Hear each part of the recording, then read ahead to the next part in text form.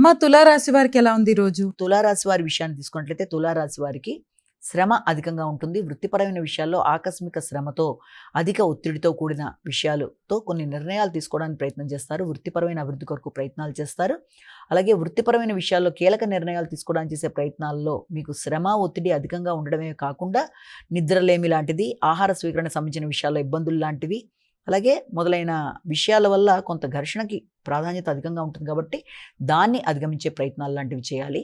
అదేవిధంగా ప్రత్యర్థుల మీద విజయం సాధించడానికి కూడా అధికంగా కృషి చేస్తారు కాబట్టి ఆ విషయంలో కూడా తగిన విధంగా జాగ్రత్తలు తీసుకుంటూ ముందుకు వెళ్ళడానికి ప్రయత్నాలు లాంటివి చేయాలి. అలాగే కమ్యూనికేషన్ అనుకూలంగా ఉంటుంది. అలాగే లాజికల్ థింకింగ్ బాగుంటుంది. ఆర్థిక విషయాలు అనుకూలంగా ఉంటాయి.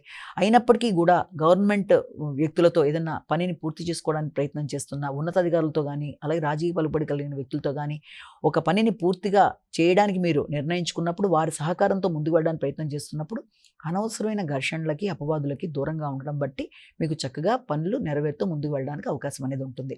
వృశ్చిక రాశి.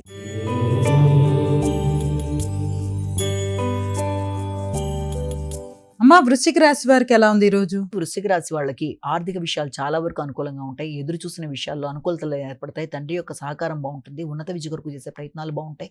దూర ప్రయాణాల కొరకు చేసే ప్రయత్నాలు అనుకూలంగా ఉంటాయి. ఆశించిన విషయాల్లో విద్యాపరంగా కావచ్చు, గౌరవం కావచ్చు, పెంపొందించుకునే విధంగా ఆలోచనలు చేసుకుంటూ ముందు వెళ్ళడానికి ప్రయత్నం చేస్తారు. గృహ వాతావరణం, గృహంలో కుటుంబ సభ్యుల యొక్క సహకారం అన్నీ అనుకూలంగా ఉంటాయి. అయినప్పటికీ వ్యాపారానికి సంబంధించి, వృత్తికి సంబంధించిన విషయాల్లో మాత్రం అధికారులతో తగిన విధంగా నిదానంగా వ్యవహరిస్తూ పనిని నిర్వహించుకొని ఆ సకాలంలో పనిని పూర్తి చేసి వారి యొక్క మన్ననలు పొందడానికి ప్రయత్నం చేయాలి. ధనస్సు రాశి.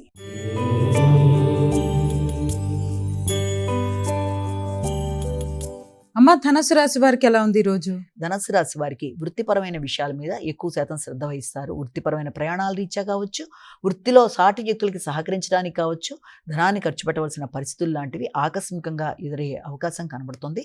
అదేవిధంగా వృత్తిపరంగా మీ పై అధికారులతో మీరు సమయానికి పనిని పూర్తి చేసి ఇవ్వడం బట్టి వారి యొక్క ప్రశంసలు, అలాగే వారి యొక్క సపోర్ట్ని కూడా పొందే అవకాశం కనబడుతుంది.